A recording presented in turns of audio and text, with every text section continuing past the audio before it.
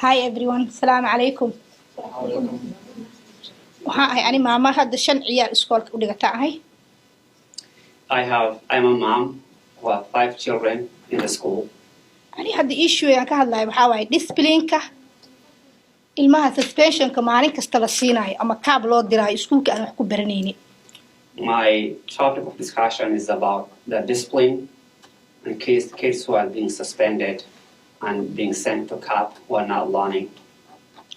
Midka kale ka hadlayo waxa waaye baska dhibaatada baska nagu haysato. Transportation-ka.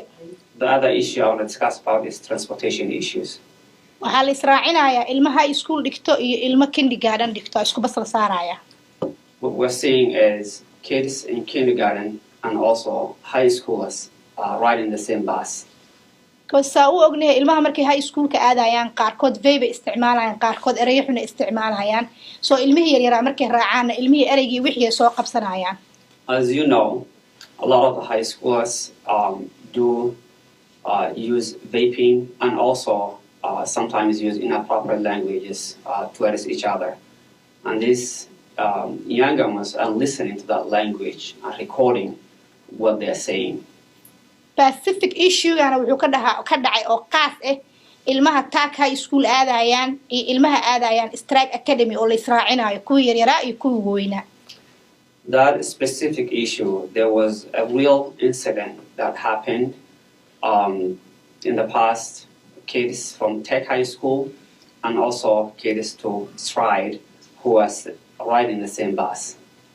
Dhibaatada kale oo jirto waxa waaye baska waa aragteen kuraastiisu waa yar yar saddex ciyaal la isla fadhiisinaya. Also you have seen that the seats on the bus are very small and sometimes there are 3 kids sitting in one row. So marmarka qaar maxay noo imaadeen ciyaalka ayagoo complain gareynayaan oo dhahay waan kululaaday daaqadana ma furi kari. Sometimes kids come home complaining about feeling very hot in the bus and they're not able to open the window. Waxaa kaloo jirto ciyaalka oo aado hadda ka soo qaad east side-ka ani deganahay because ani usually hadda south side oo kale wixii ka jira ma ogi ilmaha activity-ga aado kale saakarka ciyaara ama basketball-ka ciyaaro kale baasas ma haysan ciyaalkeena galabtii guryaha noogu soo celiya ayagana. I live on the east side. I don't know much about the south side, but there are a lot of activities that's taking place.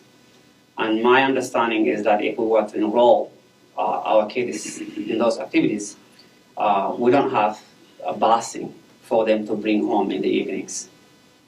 Waa ogna district waxay ka calaacalayaan short of staff waaye laakiin at the same time hadana waxaan rabnaa in noola sameeyo tixgelin hatta hadaanan activity-ga bas loo heleen ilmaha yar yar ilmaha waaweyn oo la kala saaray in la isku saaray in la kala saaro.